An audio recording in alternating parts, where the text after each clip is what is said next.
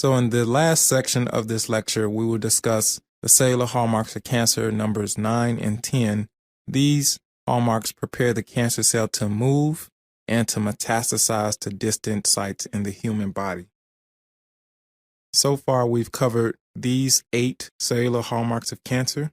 In tumor cells, the process of angiogenesis, which is the formation of new blood vessels, is critical for sustained tumor growth and subsequent metastasis.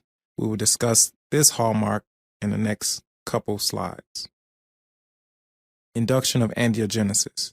All tumor cells require blood supply to grow to a significant size. Cancer cells are able to do this by using pro-angiogenic factors such as vascular endothelial growth factor, also called VEGF in the field of cancer research, to become activated in tumor cells and signal to endothelial cells to grow and make new blood vessels. In previous hallmarks, we talked about the help of immune cells in cancer and tumorigenesis. Immune infiltrating cells such as macrophages can also secrete VEGF to induce angiogenesis.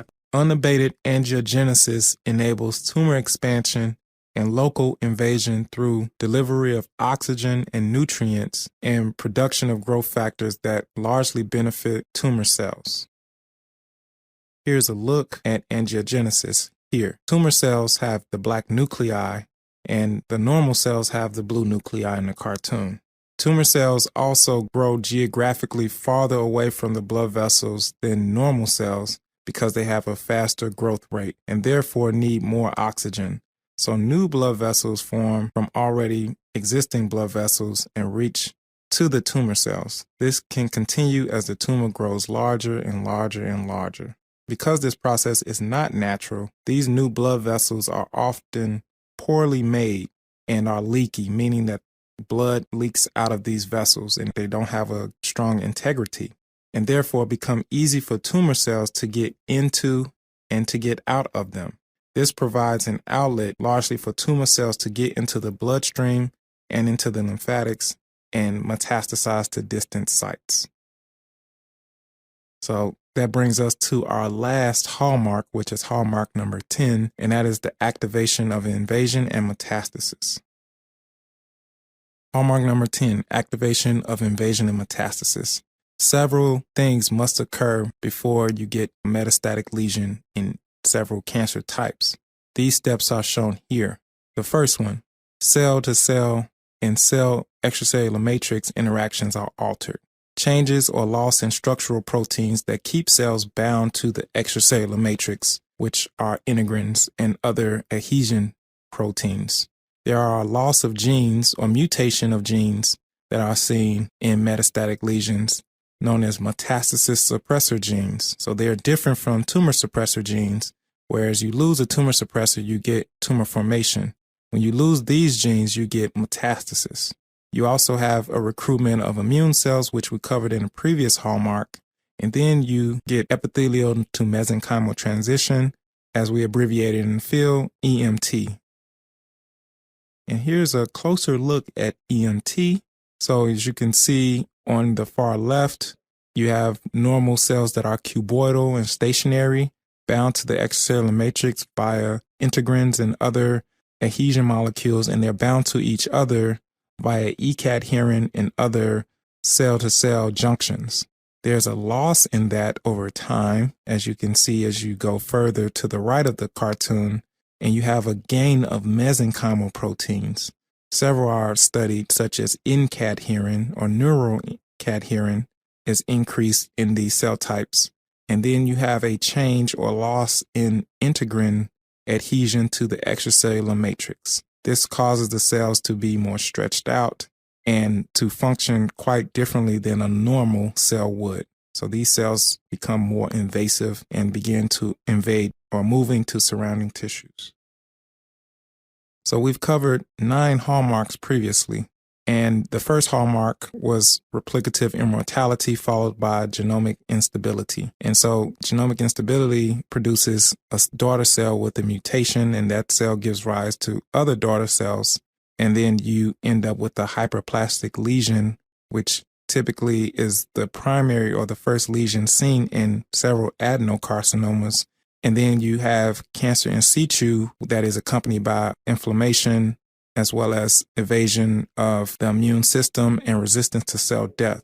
And then you get invasive cancer that is triggered by loss of cell-cell contacts, cell ECM contacts, as well as increase in intrinsic factors within the cell that cause the cell to move from its original space in the organ to a distant space in the organ.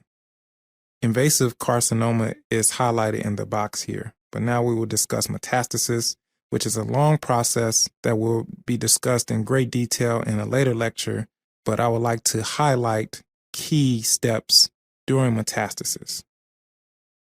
The first step being invasion, breaking through the extracellular matrix or ECM, and this is local tissue invasion as well. So as cells become more aggressive and more mobile and motile, they can gain cellular properties that allow them to break through the protective extracellular matrix. They break out of the extracellular matrix and go into the newly formed blood vessels via hallmark number 9, angiogenesis, and are able to get into the blood vessels more easily. Please note that there's a difference between cell movement and invasion. Think of movement as walking across a room versus invasion is using a elevator to go down to the first floor if you're on the 9th floor of a building. So invasion pushes the severity of the cancer to a higher level. The next step in metastasis, or key step in metastasis, is a step called intravasation. Cancer cells intravasate into a blood vessel, usually by pushing their way through the vascular endothelial cells shown in this cartoon. This again ties us back to hallmark number 9, angiogenesis, and you can now appreciate the process of angiogenesis and how it could promote cancer cells to get into the bloodstream more easily, given that these blood vessels typically are poorly formed. The next step for a cancer cell to be fit enough to survive in the human body is being able to survive during systemic circulation. So cancer cells must enter a transverse venous system, and they have to be able to get to the heart, back out of the lungs, back to the heart, and then through the arterial system where it could go everywhere and wind up anywhere. Although sometimes a circulating tumor cell, or CTC, may just stop in the lungs and never really enters the arterial system, these could develop lung metastases. During the transition through the circulation, CTCs must survive various sources of death and cellular stresses that a normal cell just simply would not be able to endure. And the last key step in metastasis is extravasation. These are when cells get out of the lymphatic system and set up secondary tumor sites in a distant organ.